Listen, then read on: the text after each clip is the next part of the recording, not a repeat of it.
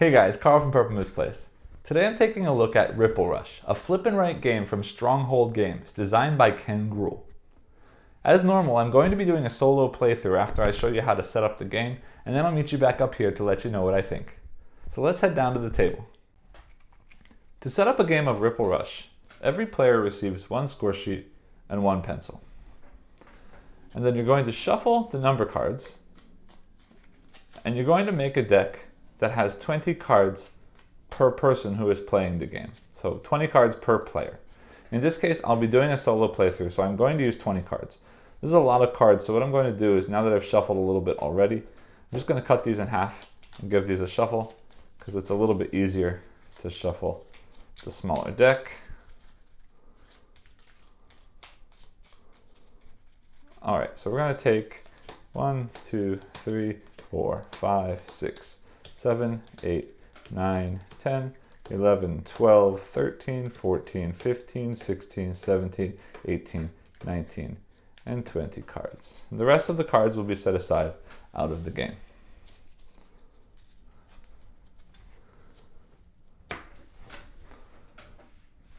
The game also comes with an advanced set of rules that uses these goal cards. For my playthrough, I will also be showing you the advanced rules, so I will be playing with these cards as well.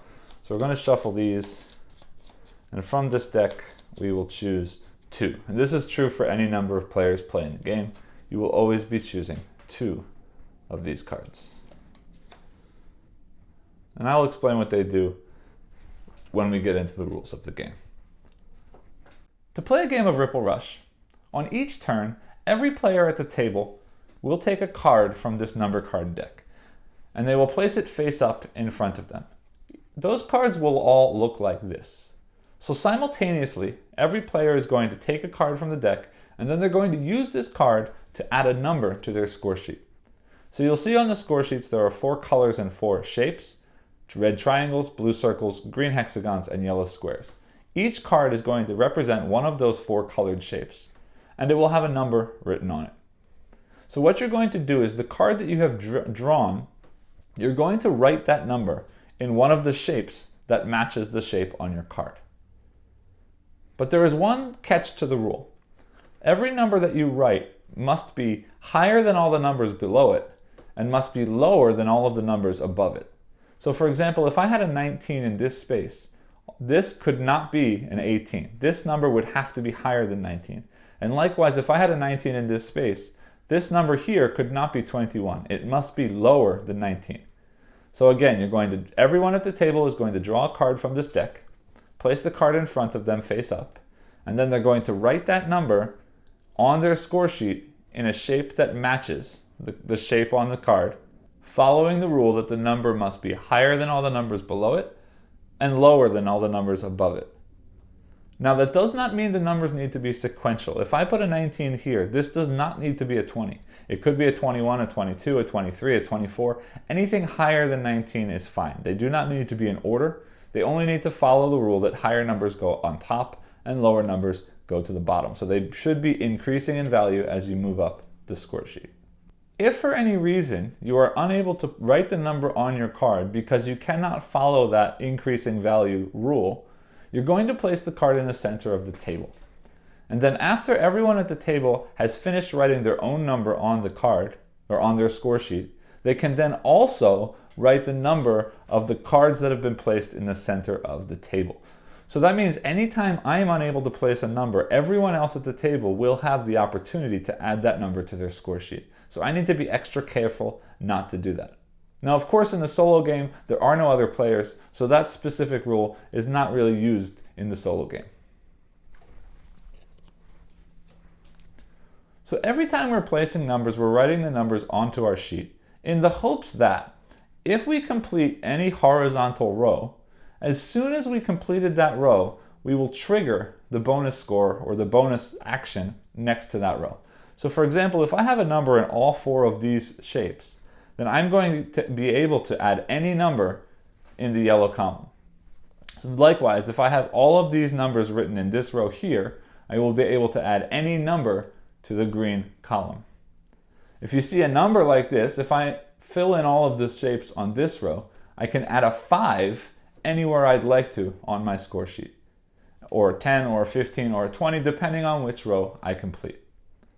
At the end of the game, scoring is going to work like this. We're going to count up the longest block of filled in shapes in any column, and we'll give 1 point for each of those numbers that we have.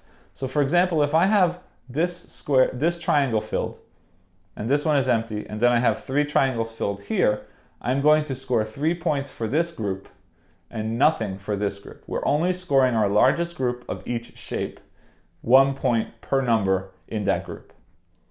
Now, we've also got these advanced rule cards.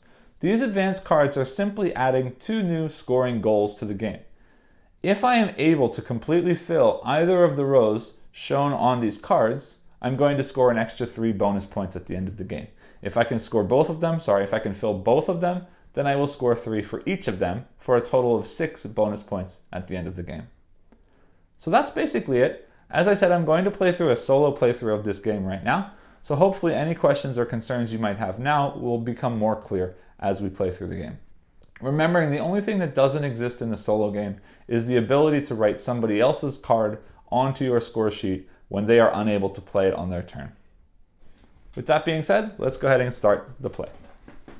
So I'm going to turn over the first card, and I've got an 8 triangle.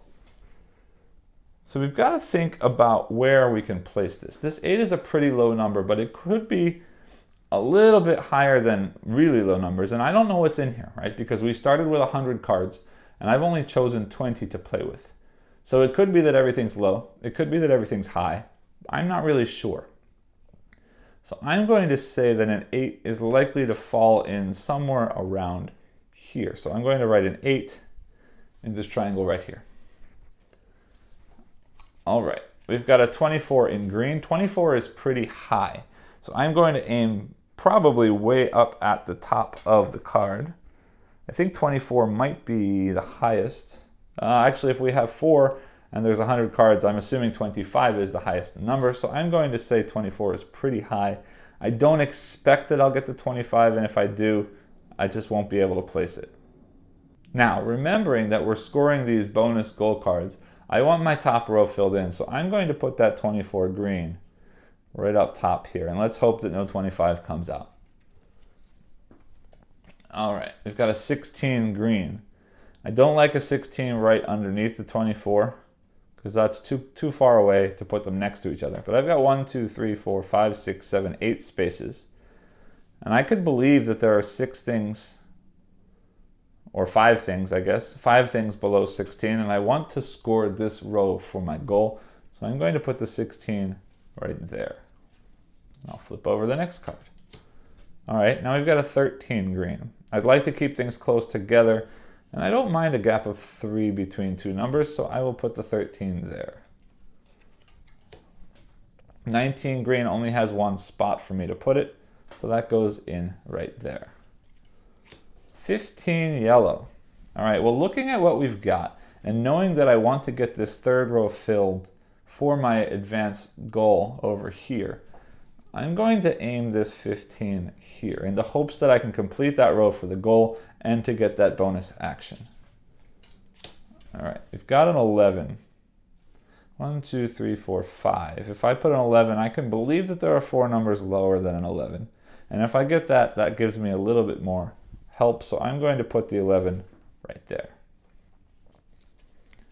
And then we flip over here. 3.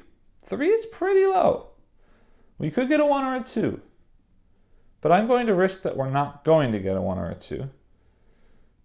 And I'm going to put the 3 all the way down there at the bottom. All right, here's our 24 red. I'm going to aim up here at the top again because I want this advanced score. 2 in yellow. Well, here's my problem. This 2 can't go onto my card, so I don't write anything. Now, if this had been a multiplayer game, again, this card would go to the center of the table, and everybody else who was playing with me would be able to play this 2 if it did fit onto their own card. Next one, we've got a red 7, which will go very nicely just below the 8 right here. I've got a red 20. All right.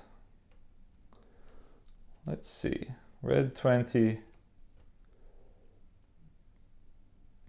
Yeah, I'll put a red 20 right there and see what we get. We're not getting a whole lot of blue in this game. I hope I didn't keep all the blue in the main deck. Oh, and as I say that, here comes a blue. All right. So we've got a 7 blue. Yeah, I'm going to start here and hope that that does something good for me. All right, here's an 18 blue. Now here's a choice that I have. I do want to fill in this third row so that I can get this and get the bonus. So I could put an 18 here. I could put an 18 here because it sort of fits in with that 2019 level, but this is more important for me. So I'm going to put the 18 there. And now I've got an 18 green, which unfortunately, because of my placement, doesn't fit. All right, we've got a 21 blue. Now this is where things get interesting. I could put the 21 up here in the hopes that I fill in that top row and get my bonus score, or I can put it here and need a little bit higher blue to go there so that I can hopefully get more in a row. Yeah, I'm going to stick it up top and we'll see what happens. 10 red can go right there. 21 green, again, unfortunately, does not work for me. 11 green, I will put right there. And then finally, 10 green, I will put right there. And that is the end of the game. So let's do some scoring. I'll show you how the scoring works. And I think I might play through one more time since that was quick and we didn't get to see any of the bonuses trigger. So I'd like to try one more time, but let's count this and see what I've got. I've got 1, 2, 3 here and 1, 2 here. So the largest group is 3. I score 3 points for red. Blue, unfortunately, I wasn't able to connect anything, so I'm only going to score 1 point for blue. For green, I've got 1, 2, 3, 4, 5, 6 points there. And finally, for yellow, I have 1, 2, and 3. So my total score is 3 and 3 is 6, and 6 is 12, and 1 is a total of 13 points. So I'm going to shuffle up and reset up one more time, and I'll show you one more playthrough just to give you an idea of how those bonus scorings work. All right, so here we are all set up for one more playthrough. Let's go through and see how it works out this time. I start with an 18 blue. I'm going to start at 18. Well, I do want this row, but I think that's too far up for an 18. I'm going to put the 18 right there. Oh, and now we've got an 18 red, so let's assume that we've got the same row going. Here's a 9 in green. I think I'm going to aim for a 9 being 2, 4, 6, 8. I'll put the 9 here. I hope we have more high numbers than low numbers. All right, here's a 23 in red. So between 18 and 23 is 5. Between 23 and 25 is only one more. So I'm going to put the 23 at the top. 2. I'm not expecting a 1. I'll put that down there. I might end up being wrong. 21 for yellow. Again, I'm looking for this row, so I will put a 21 there. 5 for red. All right, well, I've got a 2 here. I could have put 5 here or a 5 here, and I do want that to happen. And if I did trigger that, I could put anything I wanted to right there. So I'm going to put a 5 there for red. Now we've got another 2 for yellow. I'll put that at the bottom as well. 7 for red. I don't expect a 6 and a 5, a 6 to come out also in this game, so we'll see what happens, but I'll put that there. 11, there's only one spot, it's got to go there. 5 for green. I do want this row. I might get hurt, but I'd like for that to happen, so I'm going to put that there. 4 for green will go there. 20 for green. I'd like that row to go, but if I can get this row, it's not going to give me the advance bonus, but it will give me an extra yellow, which might help me fill in other things. Yeah, I'm going to put the 20. No, there's lots of space there. I'm going to put a 20 here. 19 for blue goes here. 3 for blue. We're getting pretty low towards the bottom here. And I would like to score some other things, but that's okay. I'm gonna put, I'm gonna put a 3 here. All right, we got a 7 for blue.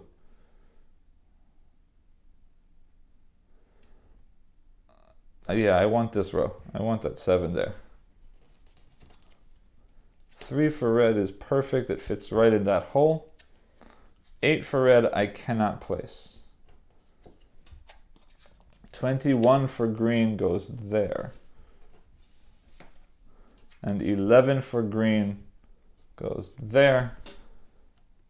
Unfortunately, again, I did not score any of the bonuses or trigger any of the actions. So that is my game. So let's go ahead and score. I've got 1, 2, 3, 4, 5, 6 points in red. 1, 2 points in blue. 1, 2, 3, 4 points in green. And 1 point in yellow. That's 10, 12, and 13 points. Exactly the same score as my first play. Now, just to give you an idea of how these actions and so on trigger, I will show you a scorecard from an old game that I played. And I want you to see that in this game, I got 6 and 6 is 12, and 5 is 17, and this is 18. And this row, this green row, was one of the bonus rows. So I scored 3 points extra to get to 21. I'm sorry that I couldn't show you that in action, but that's how these advanced bonus scoring goals work. All right, so while we're down here, the next thing I want to do is just talk about the components for a minute before we move back up to talk about the game. First thing I want to do is I want to look at this box. The box is clearly designed to look like it's part of this sort of Ganshon clever line of games. And realistically, it's from a different designer and it doesn't really connect to those games other than the theme. But I understand that abstract roll and write, flip and write, they're all coming from Stronghold Games. You want some kind of connectivity between these games. So I understand the decision. But going beyond that, I really don't understand the decision of this artwork. These shapes are very confusing to me. I understand they match the 4 shapes in the game, but the art is strange. There seems to be this explosion happening in the background, but none of these shapes is moving in the same direction as the explosion, and none of them are moving in the same direction as each other. And on top of that, I don't really understand the shapes. These two sort of look like dice, but there are no dice in the game. And the rest of them, I mean, they look like there's some kind of physical component to this game that doesn't exist. And there's no sign of cards or any sort of indication that this is a flip and write or card-based game, aside from the scoring in the back. But again, that doesn't reflect the cards in the game. So on a whole, I think the cover of this box does a disservice to marketing for this game. But that's not important. Let's talk about the components that are in the box. You already saw the score sheets while I was playing, and I have nothing bad to say about them. The colors are clear, the shapes are clear, the bonus actions are clear. They're double-sided, so you get more use out of them. You get a nice thick stack in the box. Yeah, so the score sheets are perfectly fine to me. The box also comes with pencils. Your standard sort of golf pencils. They work perfectly fine. I prefer a bigger pencil, but they don't fit in the box as well, so I understand that decision. So the main component of the game is the cards, and I want to take a look at those more closely for a minute. So you'll see the back of the cards is sort of the shapes from the game. I have no problem with that. It pops, it looks nice. In the front of the cards, we've got these numbers, which, yeah, I mean, the color is very clear. You can see the background matches the color of the shape. The numbers are very clear and easy to read. I don't mind these cards at all. However, there is one big issue that I want to show you. And let's take a look at these two cards. without seeing the other cards, I look at this card and I see a 9.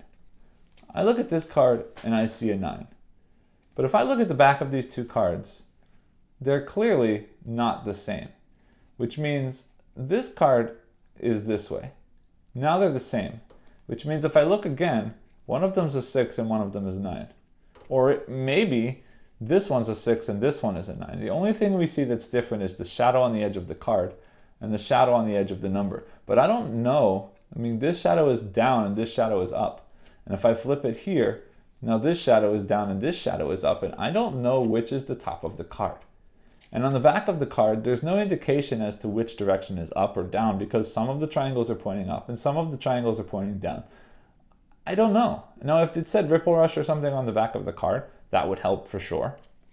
But realistically, why there isn't a line underneath these numbers to tell me which one's a 6 and which one is a 9 is confusing. Yes, of course, I can look at the other numbers and see, okay, 14 looks like that. So the shadow must be at that corner. So this is a 6 and this is a 9. But I shouldn't have to go through that hassle to figure out what the card says.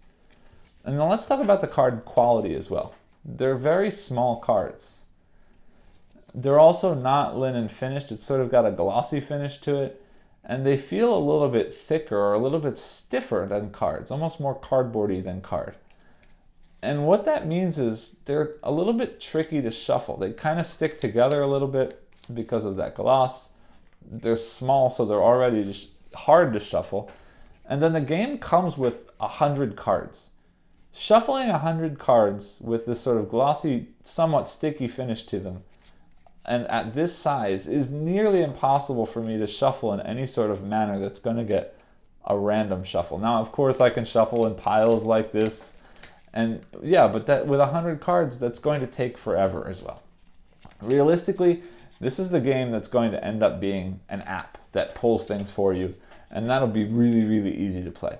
Or more likely, why they didn't do some other kind of combination of cards that would help you. Maybe flip over one card that shows a color and another card that shows a number, and randomize those numbers in some way. Or maybe you have several different numbers multiple different times, and like I said, a deck of cards with colors on them. So you're flipping a color and a number, or flipping a color and a number. Or maybe a deck of cards with color and a die with numbers. Or 2 dice with numbers and a die that has colors on the 4 sides.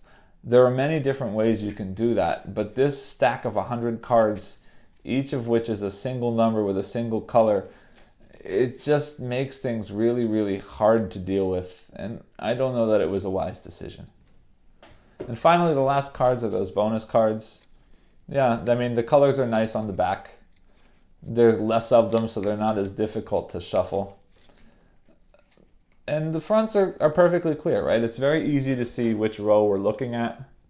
It's very nice that at the bottom of the card it tells you specifically that they're each worth 3 points. I mean, they're all worth 3 points, so that doesn't matter, but it's nice to have the reminder there. Again, it's very clear which row you're working on, so I don't really have any issues. I don't know if we really needed one card for each row. If there wasn't a better way that we could just roll a die to find a random number for each row. There's only 8 rows, so there's 8 cards. I feel like it could have been done maybe a slightly different way, but there's nothing wrong with these cards. So meet me back up top, and I'll let you know what I think about the game. Hey guys, welcome back. I hope you enjoyed the playthrough that I did, actually 2 playthroughs that I did for you today. Let's get into what I think about this game. There have been a whole lot of these roll and writes and flip and writes, and as I mentioned in the components overview, the big one in this sort of abstract flip and write, roll and write category was clearly Gone Shown Clever, and I'm a big fan of Gone Shown Clever and other games sort of like that. Plus, if you've seen some of my other reviews, I did a review of Cartographers, which I really, really, really enjoyed as a solo flip and write game. So let's talk about this one. I'm gonna come straight out and say it. I am not a fan of this, particularly as a solo game. It is my opinion that this is not a solo game. First off, there's no goal for me to aim for.